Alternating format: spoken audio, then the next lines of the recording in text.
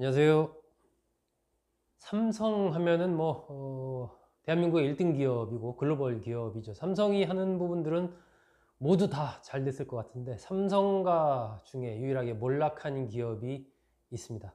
삼성그룹 창업주 이병철 회장의 차남 이창희 씨, 세안그룹의 창업주였죠. 이창희 씨 이야기입니다. 또 동시에 이병철 회장의 손자로서 쓸쓸히 죽음을 맞은 사람이 있습니다. 또 그 얘기도 같이 결부되어 있으니까 오늘은 그 얘기를 좀 들려드리려고 합니다. 이 이병철 회장의 차남 이창희 씨는 1933년생입니다. 이승만 정부 때 정부 유학생 1기로 선발이 돼서 일본으로 유학을 가죠. 와세다 대학을 다녔었는데 일본 유학 중에 일본에서 여성을 만납니다. 이병철 회장은 뭐 연애 결혼하는 거 이런 거 별로 좋아하지 않았죠. 장남인 이맹희 씨도 이병철 회장이 찍어준 선봉남 여사와 이제 결혼을 했습니다. 마찬가지로 이런 연애 결혼 이런 부분들은 이병철 회장이 원치 않았고 또 이 일본인 여성이 뭐 좀 마음에 안 들었던 것 같습니다.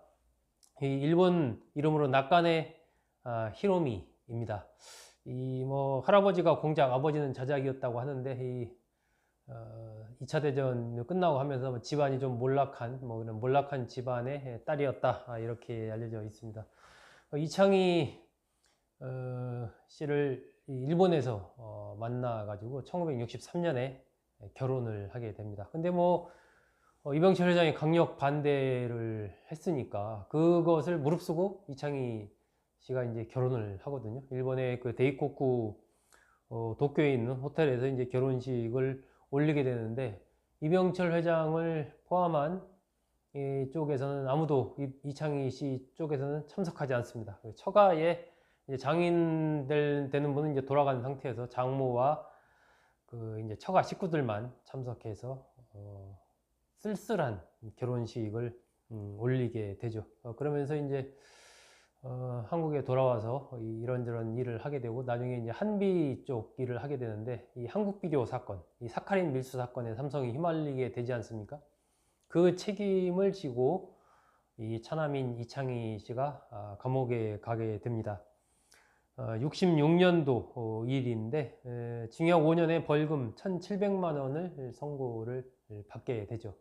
이 사건으로 인해서 이제 이병철 회장이 이 경영에서 은퇴를 하게 됩니다. 1966년 9월 22일 한국비료를 공장을 만들어서 정부에 헌납을 하고 나는 경영 일선에서 은퇴하겠다라고 이병철 회장이 이 선언을 하게 되죠. 그리고 이제 그해 10월 6일 날 한비 사건에 대한 수사 결과를 검찰이 발표를 하게 됩니다. 이병철 회장은 관련이 없다. 그리고 이창희 씨는 특가법 위반으로 기소를 하게 됩니다.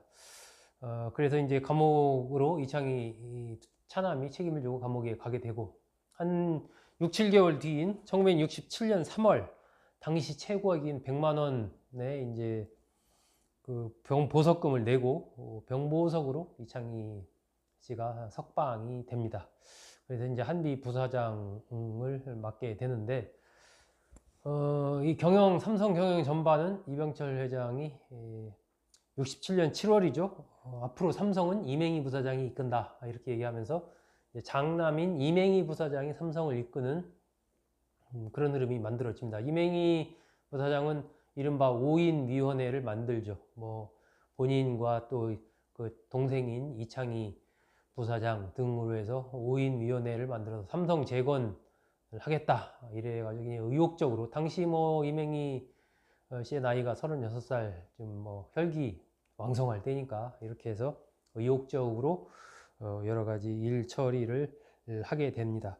그런데 이제 시간이 지나면서 이병철 회장과 박정희 정권의 관계가 나름 회복이 되고 이러면서 이병철 회장이 다시 이제 경영 복귀를 서서히 생각을 하게 되죠. 1969년도에 삼성전자도 그때 세우고 이러면서 이제 경영 복귀 움직임을 막 이렇게 보이게 됩니다. 그 상황에서 이 차남인 이창희 씨가 아버지의 복귀를 반대하게 되죠. 복귀하면 안 된다라고 생각을 해서 전직 비서실장 등 한 5명으로 이제 비밀 팀을 짜가지고 시내에 있던 내자 호텔 등등을 이렇게 비밀리에 이용하면서 아버지의 복귀를 막을 전략을 짜게 됩니다. 그 결과로 나온 것이 이른바 이병철 회장의 그 청와대 투서 사건이죠. 이 차남인 이창희가 아버지인 이병철 회장과 관련된 6개항의 비리 내용을 적은 투서를 청와대에 내는 겁니다.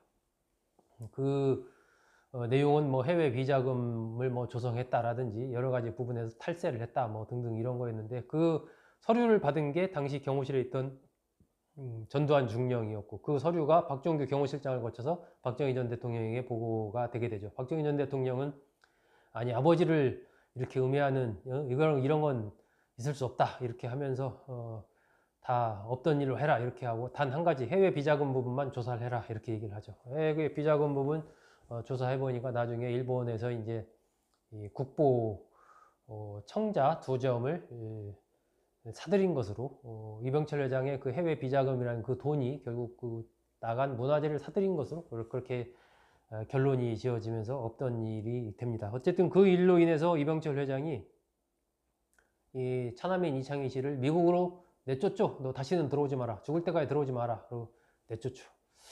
한 6년 정도 지나서 이제 이 차남 이창희 씨가 국내에 귀국을 합니다. 미국으로 쫓겨갈 때 형인 이맹희 부사장과 어머니인 박두을 여사만 나와서 눈물로 보냈다라고 합니다. 그래서 아마 6년 동안 여러 가지 계속해서 뭐 박두을 여사도 얘기를 했을 거고, 본인도 아버지에 대해서 뭐 잘못했다 이렇게 이제 계속 저기를 했겠죠. 6년 지나서 들어옵니다. 들어와서 이제 1977년에 세한전자를 인수해서 세한미디어를 창업을 하게 되죠.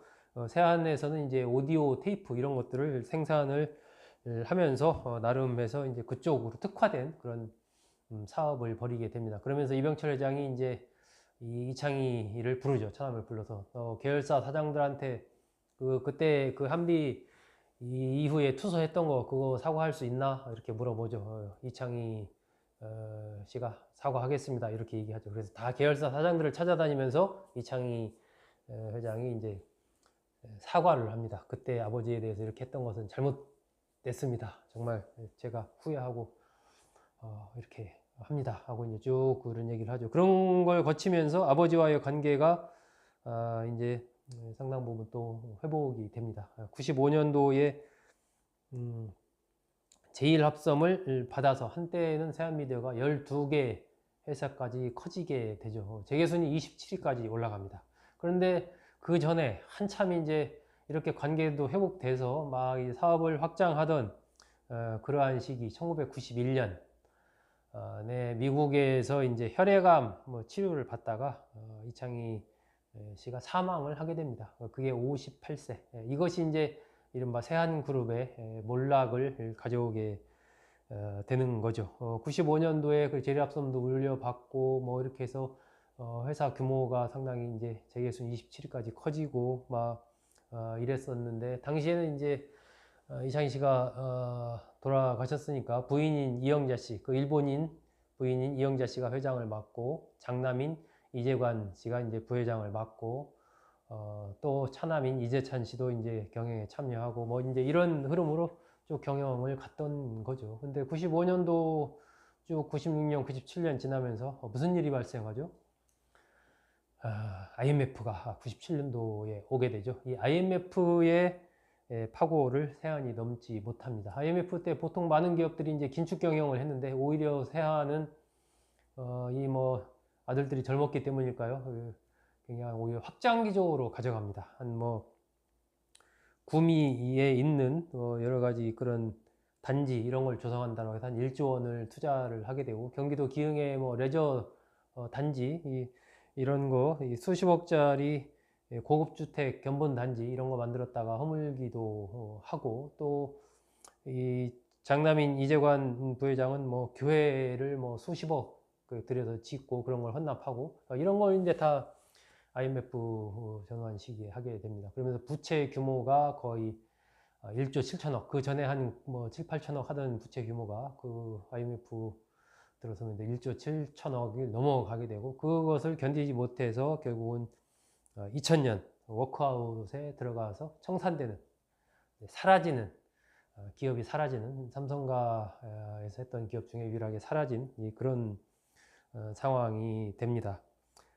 장남인 이재관 부회장은 2003년에 뭐 분식회계 등을 한 혐의로 징역 3년에 집행유예 5년을 받았고, 차남인 이재찬 씨도 이제 부인이 최원석 동아그룹 회장이죠. 전 동아그룹 회장의 딸인 최선희 씨와 결혼을 했었는데, 거기 이제 이혼을 하고 두 아들을 뒀는데 이혼을 했습니다. 그러면서 혼자 쓸쓸하게 이렇게 살다가 2010년도에 자신이 살던 아파트에서 이제 극단적인 선택을 합니다. 뭐 주변에 살던 주변에 슈퍼라든지 이런 데 이제 밀린 게 꽤 있었고, 집에 뭐 전기세 이런 고지서 이런 것도 뭐 못 낸 게 꽤 있었다라고 합니다. 주변 사람들은 삼성가의 어떤 손자라는 걸 뭐 아는 사람이 없었다라고 합니다. 이제 비참한 좀 말년을 보냈던 거죠. 이재찬 씨의 빈소에는 전 부인과 아들들이 좀 지켰는데, 이 삼성가 사람들은 보이지가 않아서 당시 언론 보도에도 뭐 쓸쓸한